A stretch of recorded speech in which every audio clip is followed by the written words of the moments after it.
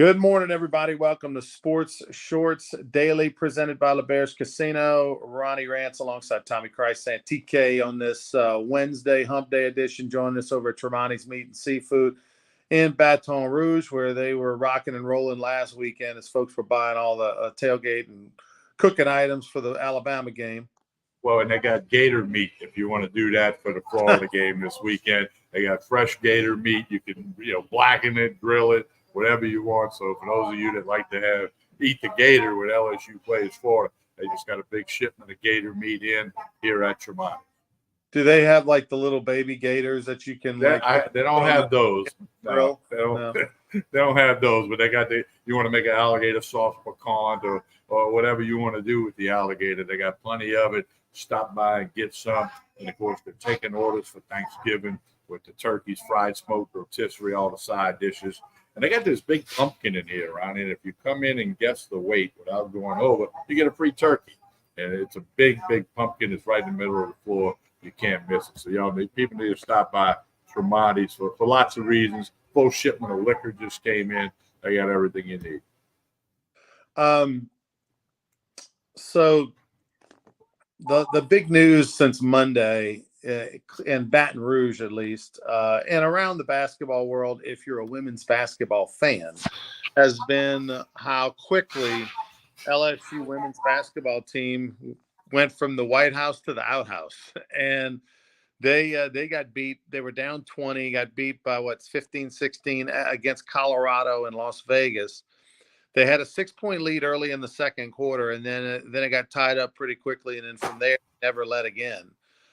They were completely dominated in this game against a Colorado team that, pointed out beforehand, had 5 returning starters from a year ago, and they made the quarterfinals. And in college basketball, whether it be women or men, there's a tremendous benefit to a team that's returning all of its starters and a veteran team. It just doesn't happen. Most teams with the transfer portal and the one and dones and all that kind of stuff, you have the turnover is so tremendous. It's hard to get that consistency. And when you have, 5 returners from good players, you're going to be a really good team.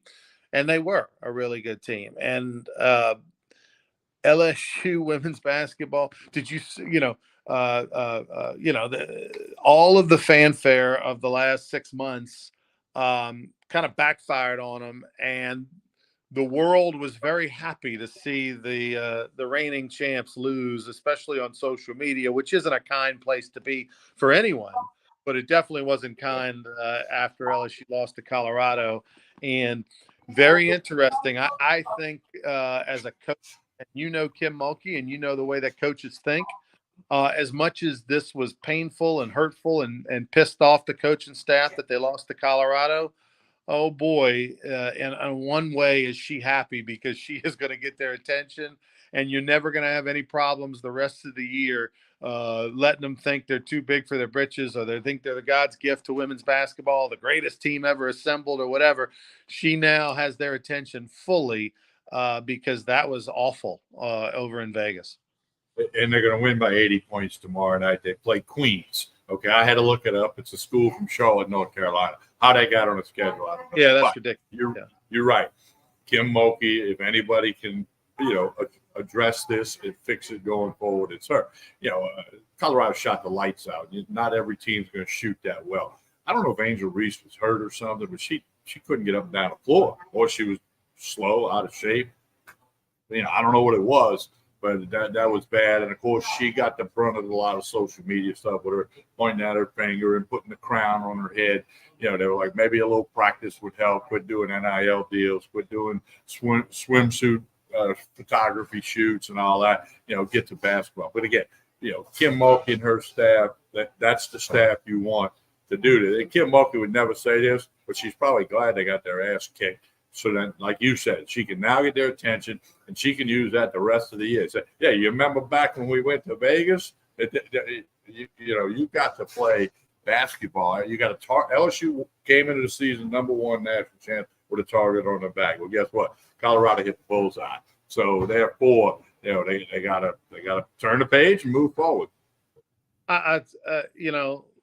look, one game does not a season make, and I have no doubt that LSU women's basketball is going to get things turned around, and they're going to be as probably as great as everybody thought. It just may not happen overnight like they thought. And look, we've seen this before, right? I mean, when the big three got together with the Miami Heat, the first 10 games, I want to say they were like 5-5 or something. It doesn't always click right away. It takes a minute, particularly in basketball, when we've seen many teams that have super teams, and it doesn't work for whatever reason, egos or sharing of the ball or spacing or communication or whatever is so important. And it may take longer than we thought, but once it happens, this will be, probably the best team in the country. But South Carolina's over there. We thought they were going to win the national championship last year. They didn't. South Carolina's over there, rebuild, lost a lot of people. They won by like 50 over Notre Dame, whoever the heck they played. Like there's a lot of good teams out there now. It's not just like the old days where there was one or two good women's basketball teams. So it's going to be a lot more fun of a season than we thought. Yeah, before Angel Reese comes out for player introductions, and at the end of the run through line, they put a crown on her head on the court, and then they go get beat by almost 20. Whew, that's a hard pill to swallow. You got to stop all that immediately. And look, if I'm Kim Mulkey, I'm gonna let's see if this gets their attention. See if this refocuses our team, has them what's important. But if all of a sudden it doesn't happen, let's say over the next few weeks, Tommy, they still continue to play inconsistently. Of course, they're going to win tonight or whatever. But let's say they struggle, or they're having problems, or there's infighting. If I'm Kim Mulkey, I put them in the practice gym, put their locker room in the practice gym, and say, you don't get to use the $3 million locker room we just built you. Playing like this, acting like this. You get to go back old school. Once you graduate from a standpoint of maturity and all that, then we'll put you back in that locker room. That would be a Skip Bertman move where, we might get, dressed in another locker room. We don't get to use the nice new one until we play better. I agree. Again, I'll defer to Kim Mulkey. She'll know what to do. She'll handle it the best way she sees fit. And the players better respond, or she'll handle the fact that they didn't respond. I feel bad for all the private jets and all the people that flew out to Vegas to go see that one. You got Shaq on the sidelines, everything, at the game, and then you lay that egg. Oof, rough one. Kim Mulkey had that Las Vegas themed outfit on with the decks, and somebody said that doesn't quite look as good when you lose by 20. Yeah, all those shenanigans, the outfits, the crown on the head, all the off-field NIL money making are targets for ridicule when you get beat by 20. At the same time, everybody in the world would trade with them to go make all that. I mean, LSU's got 2 women's basketball players, maybe 3, on their team that are making $1 million a year or more between all the endorsements and things that they're doing. I mean, that's unbelievable. All right, we move on. How about this? Aaron Rodgers is hinting at the fact that he might actually return this year during the season. He was walking around without crutches. We've seen video of him throwing. When asked when he would return, he said a couple of fortnights. Did he really tear his Achilles? I mean, like, this would be the greatest comeback ever if he actually made it back before the season was over with. Yeah, it would defy the medical world who says, it takes longer and all that. We all know everybody heals differently from different injuries, and especially elite athletes like in the NFL and the other sports and college, high school guys, many of them are elite athletes. They heal a lot differently than you or I would if we did that today. But no, it's an interesting story. I think that's just the New York press, to get the attention to the Jets and to Aaron Rodgers. And, I'm sure the coach is worried about the 53 guys that are going to line up next Sunday. I think Aaron also might be having a little fun with the media too, but they could use them. Unlike the Minnesota Vikings who made the trade to bring in Dobbs from the Cardinals, and there he is, or not even knowing the receivers, not even knowing the playbook, just kind of drawing things up in the chalk, goes and has a great game, wins the game, throws a touchdown pass in the waning seconds to be the hero in Minnesota. the Jets said, "Hey, we're going to hold pat." When Rodgers got hurt the first game, they stayed with Zach Wilson, who most everybody knew. Hey, you moved up, you made a first round pick on him a couple years ago. It didn't work out. I don't think it's going to work out. They said, no, we're going to stay with them, and they find themselves 4-4, which technically on paper gives them a chance, to be in the playoff conversation, or 5-4, whatever they are. They're 4-5. They're somewhere around 500, but they only have 8 touchdowns this season. They played 8 games. They've had 8 touchdowns this season, and they are so bad on third down. They're at 22% on third down, which is like the lowest percentage in 60 years or something in the NFL. So, I mean, I get it why people want to see Rodgers pull a miracle and come back, because Zach Wilson ain't the answer. Yeah, well, and the offensive line's not real sporty either. Wilson looked like a pinball fight, getting banged around out there the other night in the portion of the game that I saw. So, but the record doesn't match all the stats. Right. It's one of them examples of, if you just read the stat book, you're like, oh, they're 1-7, 2-6 in the best. Well, but that's the beauty of the game, is sometimes the stats aren't the whole story. The wins and the losses is what matters. Yeah, Jets are averaging 16 points a game, the worst third down percentage in history, just about. But their defense is that good. That's why they have a chance. And then, of course, they had that special teams opening night that won the game for them. I was looking at ESPN. They one of the writers came out with his top 16 college quarterbacks going into the NFL draft in 24. I wanted to see where Jaden Daniels was on that 1 through 16. Of course, number 1 was the quarterback at USC, but Jaden Daniels was 6th. And of course, things can change, not only during the season, but then the off season and workouts and all that kind of stuff. But and obviously needs of teams. But Jaden Daniels, I had him listed as number 6. They said they projected him to be a mid-late second day draft, which could put him, second, third round. And probably third round squarely. Maybe, I think most people think third round on Jaden Daniels. Maybe he moves up out of need for a team or something. The concerns they had were the concerns that LSU fans have: his lack of size as far as weight, his lack of smarts at taking a hit. Oftentimes he should slide when he shouldn't, and they said the things he did well this year and showed the scouts: one, the 72.6% completion percentage, the 27 touchdowns and 4 interceptions or whatever it is, but also the fact that he has shown the ability to stay in that pocket just a little bit longer and not necessarily look to run right away like he did last year. Plus, he's throwing the deep ball much better. He's and against the blitz this year, Tommy, how about this stat? I didn't realize this. Against the blitz, Jaden Daniels has 10 touchdowns, 0 interceptions this year. So he's been sensational. Hopefully he will continue to play for the Tigers and not sit out with concussion protocol or / NFL draft on the horizon. But what say you on that, where they have him picked, which right now is third round with the ability to be in the late second? Kind of agree with that, but then you fall back to, you just have to have one team that wants you. Okay, you don't have to have 32 teams that want you.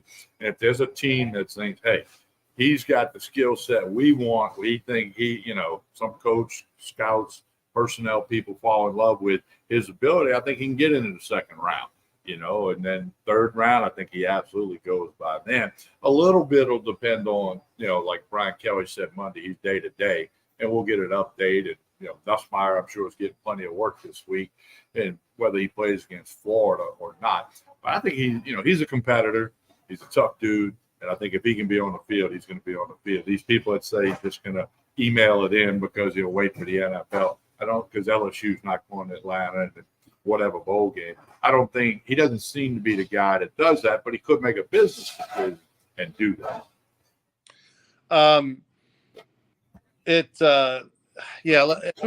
Who knows? I mean, I hope he plays and gives LSU the best chance to win all these games. As a fan, though, it wouldn't hurt my feelings to see Nussmeier. We get a little sneak peek to see him play a little bit more down the stretch if in fact Daniel sits out or has to sit out or whatever. Get a chance to see Nussmeier since it's really going to be his job to lose for next year, and a chance to work on next year. Although I want to see LSU win as many games as it possibly can this year. How interesting will it be at the end of this season when LSU plays A&M to see Max Johnson on the other side. Remember the last time Max Johnson was in Tiger Stadium, he was throwing a game-winning touchdown pass in waning seconds in Coach O's last game ever in Tiger Stadium, and then now he's going to be coming in on the with A&M and Jimbo Fisher against LSU, so it's going to be very interesting. And he's got his brother playing tight end, so little storyline there. What else we got going on, TK? This whole Michigan sign stealing thing. I mean, I don't. It's not wrong. And they're saying that other teams shared information on that. There's no rule against sharing information. It happens every day in every sport. In the Texas Collegiate League with the Rougarou coach is going to ask the Generals coach, "Hey, what the River Monsters? What's their guy? That lefty, he's pretty good." It happens every day, all levels of sports. The question becomes, did they break a rule? And I don't care if the rule's 30 years old. I don't care if you don't like the rule. If they broke a rule, then they need to pay the consequences. But this is getting blown into, they got people saying they won't vote for the quarterback, McNamara at Michigan, for the Heisman because of this whole scandal thing. Well, nothing's been proven yet, to my knowledge, although there's videotape, there's paper trails. So, where there's smoke, there's fire, and there's plenty of smoke here. But now Michigan's saying, that the other teams did that to them. Quit whining and crying. It's going to lead to what you suggested last week, the helmet radios where they can just call the play in, like in the NFL. A guy on offense, guy on defense. And Division I football can clearly afford that, and they'll have to get that to that. But then it also, a part of me being the old guy says, change your signs, change your signals. I mean, baseball's known for stealing signs and that, but guess what? They change them. And some of the signs are so simplistic. I remember Mike Moeller, left-hander, who pitched in the big leagues. When he played for the Oakland A's, Tony La Russa was the manager. Their steal sign was whether the trainer had his arms folded. So, the guy on base just put his eyes in the dugout. The trainer had his arms folded. It meant it was a steal. And La Russa's over there doing all this, and people are studying the third base coach and La Russa. If the trainer's arms were folded, the guy was gone. So, sometimes it's so simple, it's ridiculous. But anyway, so Michigan, the college football, I think it's a distraction. I don't know. They play Penn State this week. But, the funniest line of the whole sign stealing thing, Ronnie, somebody said, Iowa's offense is the worst in the world. And they said, well, everybody must be stealing Iowa's signs. And Iowa said, we don't have any signs. We're so bad we don't have signs. I think it's kind of funny that everybody that the world and the conversation is around. Will the Big Ten do anything? Will the NCAA do anything? They pay $200 to send a guy to a road game a few times with a camera to try to figure out the signs, and they hide behind, well, a rule's a rule. Wait a minute. Have you seen the NCAA rule book? It's this thick. There are gazillions of rules that they don't enforce, they don't go after. I mean, I say this all the time. If the NCAA wanted to enforce rules, all you had to do is drive in any parking lot for an LSU with basketball or football team, or an Alabama basketball or football team, or a Georgia basketball or football team, anytime in the last 50 years, and you look in that parking lot and go, how can that 19-year-old kid who doesn't know who his daddy is, whose mama's on food stamps, afford that vehicle? That's it. That's all you have to know. But and you can do an investigation and realize there's been improper benefits going on at the big time levels of sports forever, and they've never done anything. And so, which is more egregious? A guy sitting with a big video camera on his shoulder back in the 90s trying to record the Colorado Buffaloes signals from 100 yards away so that they can decipher the signals, or the fact that, Cam Newton was getting hundreds of thousands of dollars from multiple schools? Like, which rule is bigger that you want to investigate? So it's just silly to me, the ones we're going to pick and choose, to enforce. And this is the one we're going to die on the vine with. I hope Harbaugh leaves and goes to the NFL. I think Michigan's got a great team. They're probably gonna, like I said, they beat Ohio State. They're gonna win the Big Ten. They're gonna be in the playoffs. If they lose to Ohio State, they still might be in the playoffs. But Michigan's got a great team. Harbaugh's done a nice job. If I'm him, why would you stick around? Go back to the NFL. Go get you a big payday for the next 5 years. Even if you're a weirdo, you're gonna make $10 million a year in the NFL, and then retire after that and do television. Yeah, I mean, it's much ado about nothing. Like you said, I mean, it's selective enforcement, but they're doing it because somebody turned them in. There's some law firm that's presented some facts, which then the NCAA had to respond. No different than in Louisiana. If one high school goes to the LHSAA office and says, that high school over there, look what we have, this is what happened, look what they did, then they're going to investigate it. But they're not just going to go bebopping around to see whatever. They don't have the manpower or the hours to do that, even in Louisiana, which, not that many high schools in the big picture.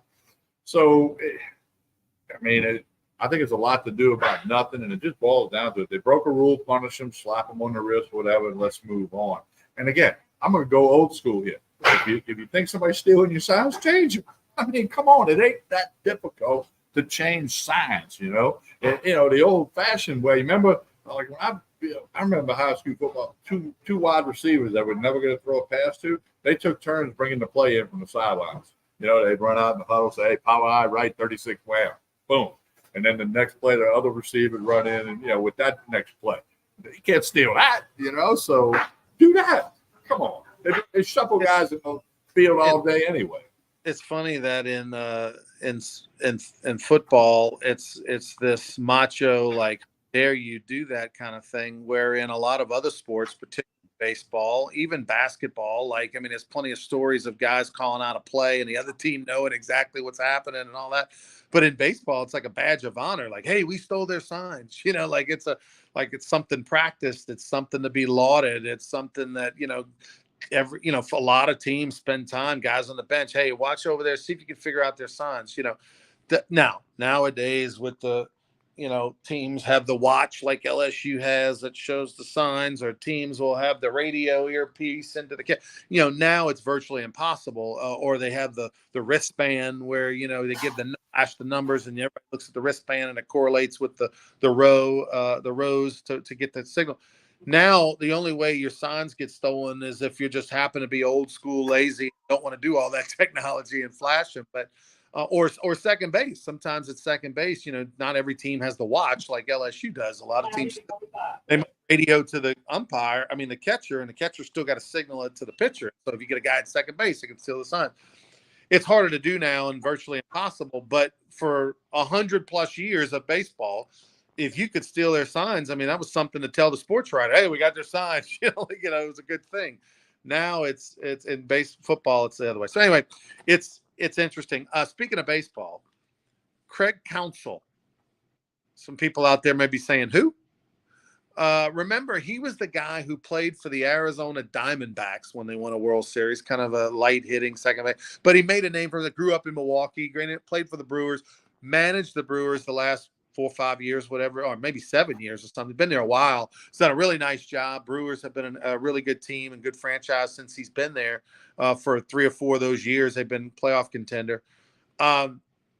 He is now going to the Cubs for $8 million a year. He was making 3-point-something million. Now he's got a 5-year, $40 million fully guaranteed contract, $8 million a year. That's the most in the major leagues by like 3.7 million. Bruce Bochy, who's won 3 World Series with 3 different teams, made $4 million last year, Tommy. $4 million. Counsell, who hasn't won a World Series as a manager, making 8. I think he's now reset the game. You're going to now start seeing these big time managers making big time money. Not that $2 to $4 million isn't big time money, but when your backup shortstop's making $10 million a year, probably the manager should make a few bucks more. I agree, man. It's kind of mind-boggling in a way, but you work with somebody who'll pay you. Don't blame counsel.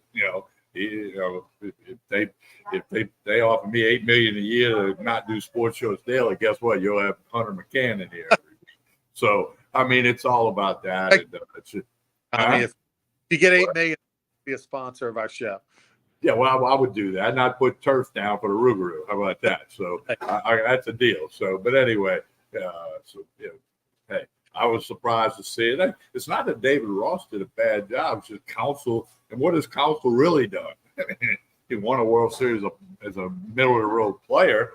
By the way, that was the team David DeLucci was on, Baton Rouge was on. But anyway, Well, I will say, I think the thing that did Ross in with the Cubs was just their collapse down the stretch. Last 50, terrible. Yeah. And a franchise that Ross, I think this was his fourth year as the manager, and they had he spent a lot of money to have a good team. They're ready to go to the playoffs, and then he had no answer down the stretch. And as much as he's a beloved figure and guy, they had a chance to get rid of him and get a guy they felt was a better fit. If you think Counsell is the best manager in baseball, then you got to overpay to get him because he's a legendary Brewers guy. So shocking decision. Let's see if it works. I like the fact that the Cubs are going for it as they should. They're in one of the big markets and have some of the most money of all the teams. So if you believe he's the manager, go for it. But it's going to reset the market. Interesting to see. And my buddy Pete Grifol over at the White Sox, they kept him after year one. But they replaced his staff. I mean, he's got like 4 or 5 new coaches on that staff, but Pete Grifol is going to be the manager moving forward, which I'm happy for him. All right, TK, what else do we got? Tell us about one other thing. Cubs and Brewers, they're less than 100 miles apart. Chicago to Milwaukee. A picture like that's New Orleans to Lafayette. That's how far apart basically the Cubs and the Brewers are. They're in the same division. So that's going to be a lot of storylines when the Cubs go to Milwaukee and all that stuff next year. But no, Ronnie, that's about it. Saints 2.5-point favorite on the road against the Vikings. LSU is a 14-point favorite. And one last nugget: 53 years ago today, Tom Dempsey made the 63-yard field goal to beat the Detroit Lions 19-17 in the old Tulane Stadium. Detroit players, including Alex Karras, who went on to do Monday Night Football announcing and was in movies and TV shows, literally were laughing at the line of scrimmage when they realized the Saints were lining up to kick a field goal. Unheard of, 63. And he had the handicap foot. He had a stub foot. He didn't have a complete foot. Had a special shoe made. And so all the people in New Orleans will be showing that. All the sports stations will be showing that clip tonight. But Tom Dempsey, 63 yards. And that record hung for a long time, though. I think somebody in Denver at the high altitude made a 64-yarder. But for 30 years, the record was Tom Dempsey with the New Orleans Saints, and it was to win the game. It wasn't like they were down 20-0. They said, let's just try this for kicks and giggles. They were down 17-16, threw an incomplete pass, and realized, okay, let's try this field goal. And it went through. He kicked it to the south end zone in the old Tulane Stadium, and big thing, and for New Orleans Saints fans and historians and sports fans in New Orleans, it's a special day. All right, TK, tell us about Tremonti's on the way out. Well, Tremonti, it's turkey time. Okay, you can order your turkeys here. They got the fried, the smoked, the rotisserie, the green bean casserole, the dressing, the desserts, the carrot souffle. They got it all. Just stop in, place your order. They'll give you a window of time to pick it up. You can get it the day before and heat it up, or you can come get it Thanksgiving morning. They're open for like a 3-hour window. You can get your choice: fried, smoked, rotisserie. They'll take your order, get it done. Tons of liquor has just come in: bourbon, vodka, rum, scotch, wine. They fully stock for all the holidays. So obviously, Thanksgiving right around the corner. It's a tradition here at Tremonti's, and we want everybody to jump on. And of course, they got gift cards for office presence or neighborhood presence, whatever you want to do. Any denomination gift cards. I know you have a traumatic gift card in your pocket, so people need to check that out. And again, radio Saturday will be at the casino, right? Yeah, we'll be at the casino on Saturday at LeBear's Casino from 10 to noon. By the way, speaking of LeBear's, Better Than Ezra is going to be in concert Friday night on the lawn outside, which is really cool. They only do that maybe once every 2 years, have an outside concert. The weather's going to be good. So get your tickets. You can get it at Ticketmaster.com or go buy LeBear's. So looking forward to that. Shaq's DJing at Fred Friday night, late night. Oh. I don't know if you're going to go to that, Tommy. No, I probably will miss that, Ryan, but you have fun, okay? I know you'll be there. You need to get Shaq to wear the Rougarou jersey while he's DJing. I'll try.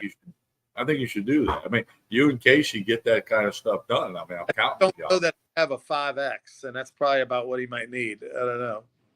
Well, I mean, of course, he did the little thing, for the Rougarou when he was in town at X Factor, and Ben McDonald's name got mentioned, all that stuff. He said he was the Black Ben McDonald if he'd been a baseball player. So, hey, we got to get Shaq. We got to get into a Rougarou game. That might be tough, but we'll work on the jersey.